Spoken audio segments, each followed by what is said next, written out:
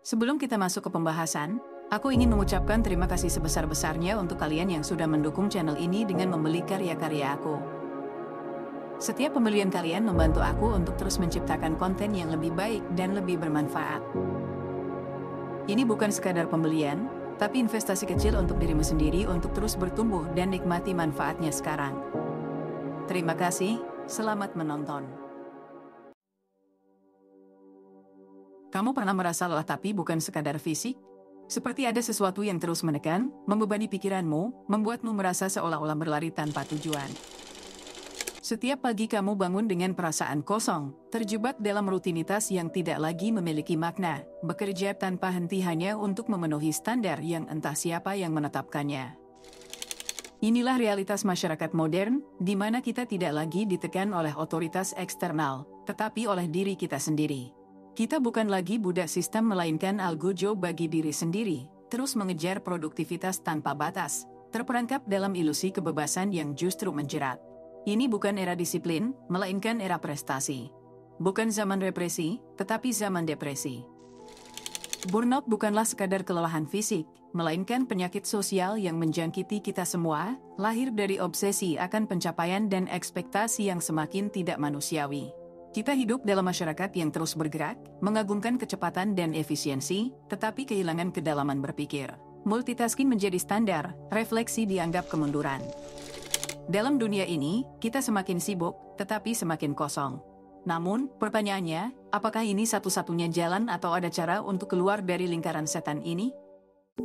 Shadows dance in silence blue. Memories of me and you.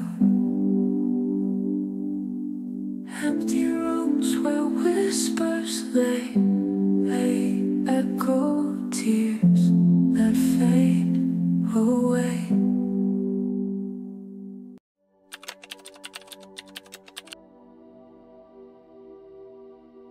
Dulu, kita hidup dalam masyarakat yang penuh aturan dan batasan. Pemerintah, orang tua, atasan, merekalah yang menentukan apa yang boleh dan tidak boleh kita lakukan. Hidup kita diatur oleh disiplin dan hukuman, tetapi sekarang segalanya berubah. Kita tidak lagi dikendalikan oleh orang lain, melainkan oleh diri kita sendiri.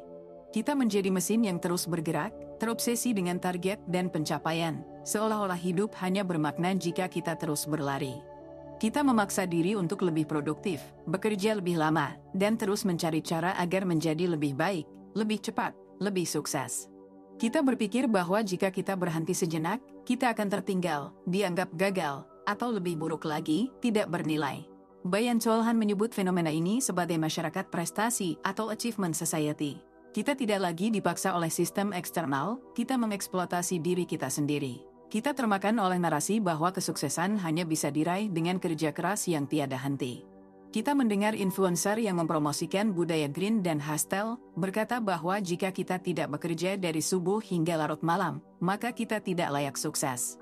Kita disuguhkan motivasi yang menyatakan, bangun jam 5 pagi kalau mau sukses, atau jangan buang waktu untuk bersantai. Kita mulai merasa bersalah jika kita mengambil waktu untuk beristirahat, seolah-olah istirahat adalah bentuk kemalasan yang harus dihindari. Tapi ironisnya, semakin kita bekerja keras, semakin kita merasa kosong. Kita tidak lagi bekerja untuk mencari makna, melainkan untuk memenuhi ekspektasi sosial yang tidak pernah ada ujungnya. Kita mengejar kesuksesan yang terus bergerak lebih jauh, seperti bayangan yang tidak pernah bisa kita tangkap. Akibatnya, kita menjadi lelah. Tapi bukan sekadar lelah fisik, lebih dalam dari itu, kita mengalami kelelahan eksistensial. Kita kehilangan kemampuan untuk menikmati momen, untuk benar-benar hadir dalam hidup kita sendiri. Kita menjadi individu yang terasing, bukan dari dunia luar, tetapi dari diri kita sendiri. Dan ketika kita akhirnya mencapai apa yang kita kejar, kita menyadari satu hal, kebahagiaan yang dijanjikan itu ternyata kosong.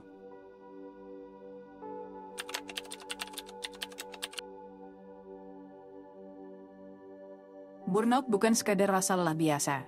Ini bukan sekadar kelelahan fisik yang bisa diatasi dengan tidur cukup atau liburan singkat. Burnout adalah kelelahan yang lebih dalam, kelelahan eksistensial yang lahir dari tekanan untuk terus berprestasi. Dulu, orang-orang merasa tertekan karena aturan yang ketat. Mereka takut melanggar norma sosial, takut dihukum, takut tidak sesuai dengan standar yang ditetapkan oleh masyarakat. Tapi sekarang, tekanan itu datang dari dalam diri kita sendiri. Kita tidak lagi takut kepada atasan atau pemerintah. Kita takut pada kegagalan, takut tidak cukup baik, takut tidak cukup sukses. Kita menjadi tahanan dalam penjara yang kita buat sendiri. Bayan Cholhan menyebut fenomena ini sebagai masyarakat depresi atau depression society. Jika di masa lalu orang-orang merasa tertindas karena represi, kini kita merasa terbebani oleh ekspektasi. Kita tidak lagi dipaksa oleh sistem yang menekan dari luar, tetapi oleh diri kita sendiri yang terus-menerus menuntut lebih. Kita hidup dalam masyarakat yang mengagungkan produktivitas, menjadikan kesibukan sebagai simbol status, dan menanamkan ketakutan bahwa istirahat adalah tanda kemunduran. Kita merasa bersalah jika tidak melakukan apa-apa, seolah-olah nilai diri kita hanya diukur dari seberapa banyak yang bisa kita capai. Namun, ini adalah jebakan. Semakin kita mengejar produktivitas, semakin kita kehilangan esensi hidup itu sendiri. Kita terus-menerus bekerja, berharap ada kebahagiaan di ujung jalan, tetapi semakin kita mendekat, semakin kita sadar bahwa kebahagiaan itu hanyalah ilusi. Kita tidak pernah merasa cukup. Kita mencapai satu target, lalu muncul target baru. Kita mendapat satu pencapaian, tetapi rasanya tidak cukup. Kita terus mengejar sesuatu yang tidak memiliki akhir. Inilah kenapa burnout menjadi penyakit khas masyarakat modern. Han bahkan mengatakan bahwa setiap zaman memiliki penyakit khasnya sendiri. Jika abad ke-20 adalah abad bakteri, maka abad ke-21 adalah abad kelelahan.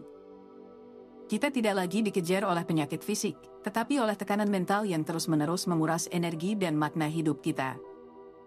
Kita hidup di era yang menjadikan kelelahan sebagai norma, di mana stres dianggap sebagai konsekuensi wajar dari kehidupan yang sukses. Tapi apakah ini benar-benar sukses? Jika kita harus mengorbankan kebahagiaan, kesehatan mental, dan kedamaian batin hanya demi mengejar sesuatu yang tidak pernah cukup, apakah itu benar-benar hidup yang kita inginkan?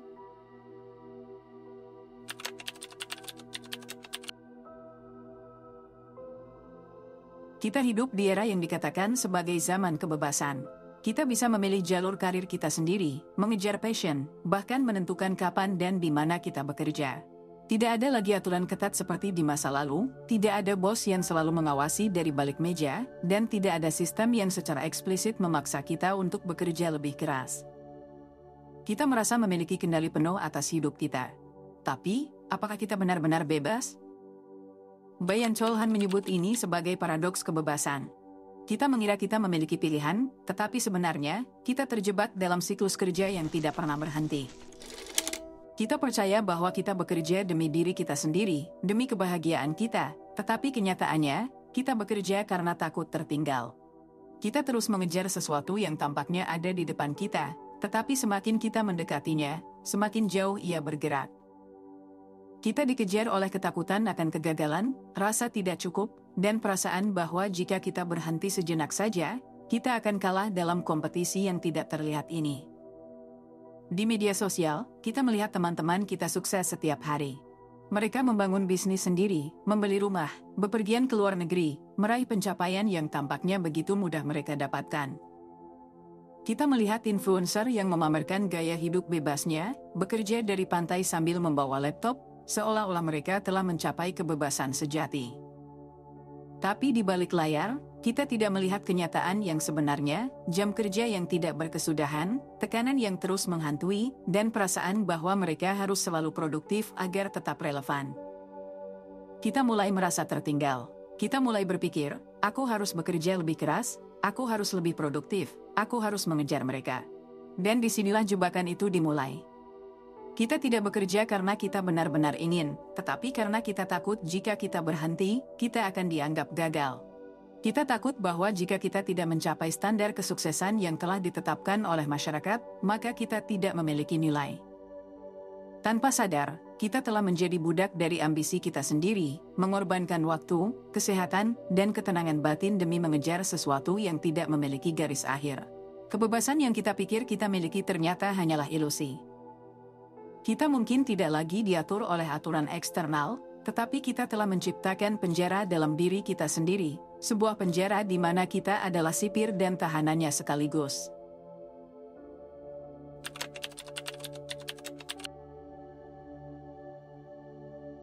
Di era digital ini, perhatian kita terpecah ke begitu banyak arah.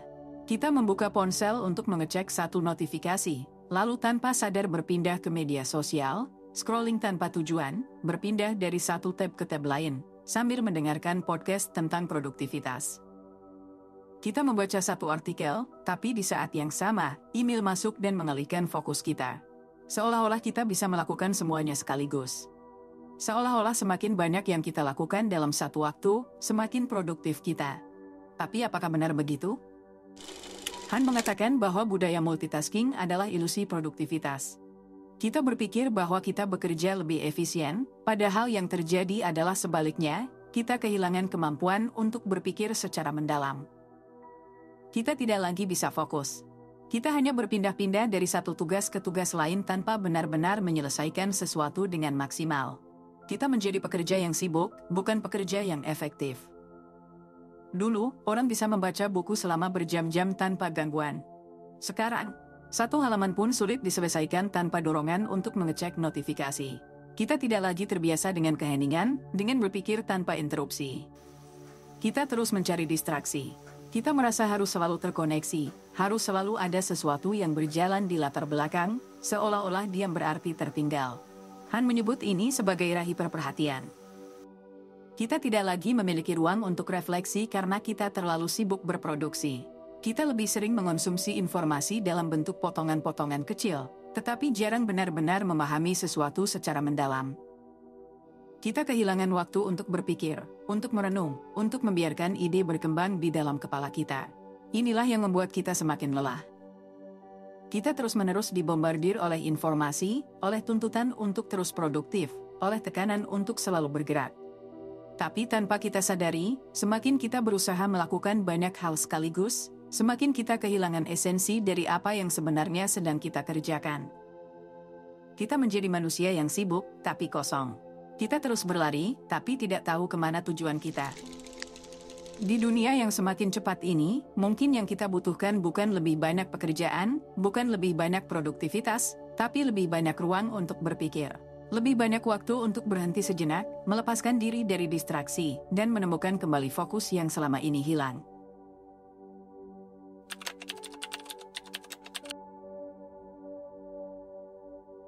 Keluar dari Burnout Society bukanlah tentang berhenti bekerja atau menyerah pada impian, tetapi tentang memahami batas diri dan membangun hubungan yang lebih sehat dengan produktivitas. Kita terbiasa mengasosiasikan nilai diri dengan seberapa banyak yang kita capai, seberapa keras kita bekerja, dan seberapa sibuk jadwal kita. Istirahat seringkali dianggap sebagai kemalasan, padahal justru di sanalah keseimbangan sebenarnya terbentuk. Belajar untuk berhenti adalah langkah pertama. Kita hidup dalam budaya yang mengagungkan kesibukan, di mana tidak ada waktu terbuang yang dianggap sah. Tapi apakah kita benar-benar menikmati hidup ketika kita terus-menerus merasa terburu-buru? Apakah kita benar-benar berkembang jika setiap detik kita hanya dihabiskan untuk mengejar sesuatu yang tidak pernah cukup? Produktivitas yang berlebihan bukanlah tanda keberhasilan, tetapi tanda bahwa kita sedang terjebak dalam sistem yang mengeksploitasi energi kita tanpa henti. Kita harus belajar untuk berkata cukup, untuk tidak merasa bersalah saat mengambil jeda, dan untuk menerima bahwa istirahat bukanlah kemunduran, melainkan kebutuhan. Selain itu, kita harus berhenti memaksakan diri untuk melakukan semuanya sekaligus. Budaya multitasking membuat kita percaya bahwa semakin banyak yang kita lakukan dalam satu waktu, semakin produktif kita. Padahal, otak kita tidak didesain untuk berpindah-pindah tugas tanpa henti. Setiap kali kita melompat dari satu pekerjaan ke pekerjaan lain, kita kehilangan fokus, mengurangi kualitas kerja, dan secara tidak sadar membuat diri kita lebih stres. Belajar untuk fokus pada satu hal dalam satu waktu, mengurangi distraksi, dan memberi ruang bagi otak untuk berpikir mendalam adalah cara terbaik untuk mengembalikan ketenangan di tengah hiruk-pikuk dunia modern. Namun, yang paling sulit adalah melepaskan diri dari ekspektasi sosial. Kita hidup dalam era di mana standar sukses ditentukan oleh seberapa banyak yang kita tunjukkan ke dunia luar. Kita merasa harus selalu membuktikan sesuatu, harus selalu mencapai sesuatu, harus selalu lebih baik dari sebelumnya. Media sosial memperparah hal ini dengan menghadirkan ilusi kesuksesan yang membuat kita merasa tertinggal. Tapi kenyataannya, hidup tidak harus selalu tentang pencapaian. Hidup juga tentang menikmati proses, tentang menerima diri sendiri, dan tentang memahami bahwa nilai kita tidak hanya diukur dari apa yang kita lakukan, tetapi dari bagaimana kita menjalani hidup dengan kesadaran penuh. Kita hidup dalam dunia yang terus menuntut lebih, membuat kita terjebak dalam ilusi bahwa kebahagiaan hanya bisa ditemukan di ujung produktivitas tanpa batas.